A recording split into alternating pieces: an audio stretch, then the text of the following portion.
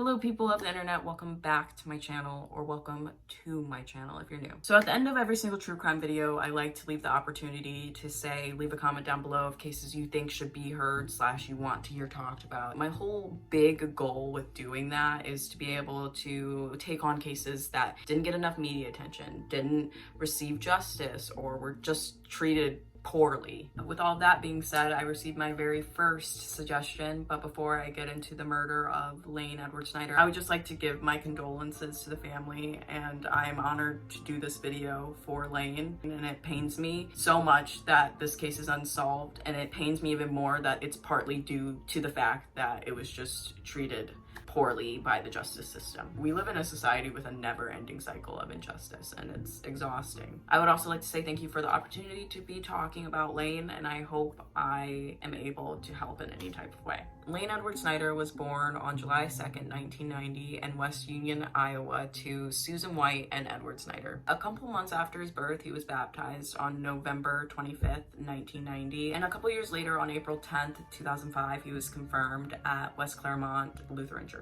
Some of the activities that Layne enjoyed included racing, fishing, farming, watching TV and movies, spending time at the river, camping, and doing different snow activities. He also loved hauling milk with his dad, Edward, in the semi. From all the information I could gather and all the things I read online, it seems like Layne was genuinely a considerate, kind soul, and frankly, we enjoyed a lot of the same activities. He all around looked like a very, very outgoing young man with a very bright future ahead of him, and honestly, I think it's safe to say he has touched all the lives of everybody that he's met. Layne was a handsome guy. He kind of fancies Paul Walker in the face, like they could be cousins. So Layne graduated from Valley High School on May 24th, 2009. From there, he went on to do custom work for Jason Klemp. He also farmed with Jake Larson and John and Megan Schroeder. Before I jump into the details of the case, I would just like to take a moment to warn and remind everybody this is a true crime video, so some of the details you learn may make you uncomfortable. So yeah, I would just like to warn about sensitivity and also to be respectful. If you are watching this and decide to comment, there is a grieving family out there. No disrespect at all. I won't tolerate it. So on the early hours of Tuesday, January 22nd, local sheriff department of Fayette County received a call at 4:25 a.m. They received a call at 4:25 a.m. claiming that there was a vehicle on fire. So the car that was reported burning was a Chevy pickup truck that belonged to Stephen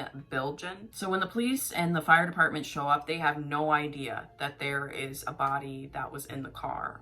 They do not find this out until the fire is completely extinguished. At first glance, when you're coming onto the scene, this looks like an accident. You find a car in a ditch that has gone through an embankment, possibly railed into a tree and caught on fire. This was so far from an accident. This was no accident. Layne's body had been brutally beaten. It had been reported that his head had suffered a fracture because he had most likely been hit with a heavy blunt-like object, and he had both of his legs broken. So he was brutally beaten and then dragged out into the front of his house and into the Chevy pickup truck, which belonged to Steve Bilgen, excuse me, who happens to be Layne's roommate. Now, the article said that the truck was driven eastbound on 180th Street, which is 4 miles northwest of Wadena. From here, I'm just going to read what the article said. Someone drove the pickup eastbound on 180th Street about 4 miles northwest of Wadena, and just after passing the Echo Road intersection, one or more individuals moved the vehicle into the north ditch, where it continued down the ditch embankment, crossed over a washout, and continued north until the vehicle rolled against a tree. One or more individuals, emphasis on one or more, this was not an accident. So far from it. One or more individuals then used an accelerant to set the vehicle afire. The deceased Schneider's body still inside and about 1.5 miles from Schneider's home. So that is what happened, and then the police were called at 4:35. I think I accidentally said 4:25. I can't remember, but it was 4:35 a.m. Officer Daryl Molis was the responding officer, and he arrived at 4:45, which is 10 minutes after the call was received. And again, no one had been aware that anybody was inside the vehicle until the fire was completely extinguished. When the death was discovered, the Iowa Division of Criminal Investigation teamed up with the Fayette Sheriff County County Department and trying to solve it and figure it out. So at first, this case was seen as a complete accident, and this claim was supported by Marty Fisher at the time. And then IDOT, which is Iowa Department of Transportation, thought that the car had to sit in the same spot for a long time before becoming hot and then setting the grass on fire. So the fire that set the whole car ablaze started underneath the truck, so all the tests that they ran confirmed that it had to be accelerant that started it. It was also confirmed that Layne was deceased prior to the vehicle running off the railway. With this case being initially thought of as an accident leads to delay in being able to collect evidence, which is a considerable amount of time you're losing. How they even considered this an accident is my brain can't comprehend it. Like, that is very, very hard to comprehend to me. I mean, I understand when you first walk up on the scene and you see a car on fire, you immediately think that, oh, okay, somebody got into a car accident and the car got on fire. But I just, no, after finding the body inside, no, I just know. Maybe it's because I don't have all the details and the time frames of things. Think about it. If Layne was brutally beaten and dragged out into the Chevy truck and one or more individuals were involved, you would think that there would be enough DNA evidence to convict somebody. They should have treated this like a homicide immediately and from the get-go. And from there, crime taped off his home and started examining everything and collecting evidence. I don't know how much time was wasted calling it an accident, but time was wasted. And the more time wasted equals less evidence collected. In the end, no criminal charges have been filed following the initial investigation. So returning to the truck and the owner of the truck, who happens to be Layne's roommate, Steven. Where was he during all of this? Like, if Layne is getting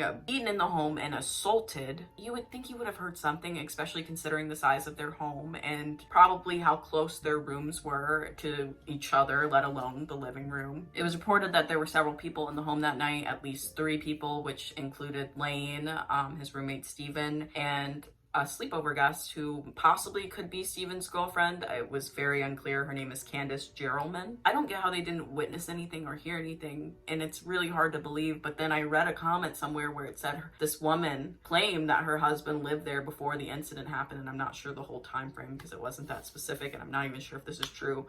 But she said her husband lived there before the incident happened, and you really couldn't hear anything from inside the rooms. But still, again, it's weird and odd and bizarre that they did not witness or hear anything, especially considering the size of their home. Like, I live in a bigger home, guys, and I, from my room, can hear my mom downstairs, and she's not even being loud. So it's like, how did you not hear anything? Also, when it came to the interviewing and interrogating, Steven and Candace were never separated. They were interviewed together. Usually when something is under investigation, the procedure is to separate those 2 potential witnesses or suspects and interview them separately just so you can compare their stories, but nope.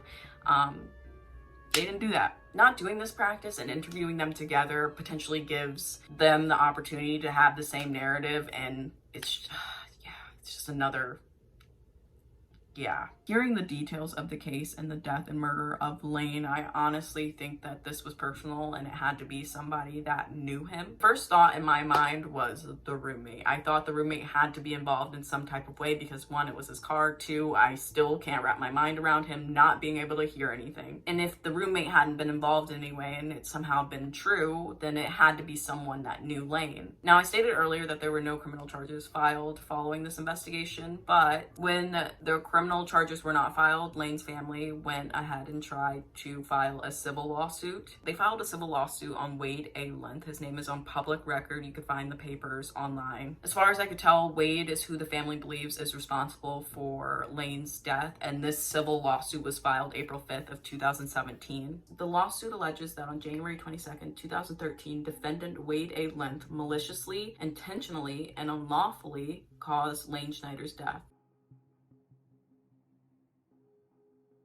Why, how, and who Wade A. Length is a mystery. I sadly couldn't find any information on him online. The only thing I could come close to is people who know him defending him. And from what I understand, I don't think the civil lawsuit that was filed held up because of lack of evidence. But regardless, Layne's death is cruel, it's unjust, it's unfair, and sadly, it remains unsolved. I pray with all my heart that someone steps up and comes forward, and I pray with all my heart for Layne's family and friends, and I am so sorry for your loss, and I'm sending you all my condolences. Honestly, wish that Dateline or somebody would pick this case up and give it the attention that it needs, because it's ridiculous and it's sad and it's just, again, heartbreaking. But that is the case of Layne Schneider. And if you are watching this and you have any information that could be helpful with this case, I'm going to share some information down below. Please make sure to check that out, please. If you have any suggestions for cases or crimes, please leave a comment down below. I would love to help any way I can. That's all I have for you guys today. I hope you enjoyed this video and I hope I could be of any service to somebody. Namaste. Have a nice day, guys.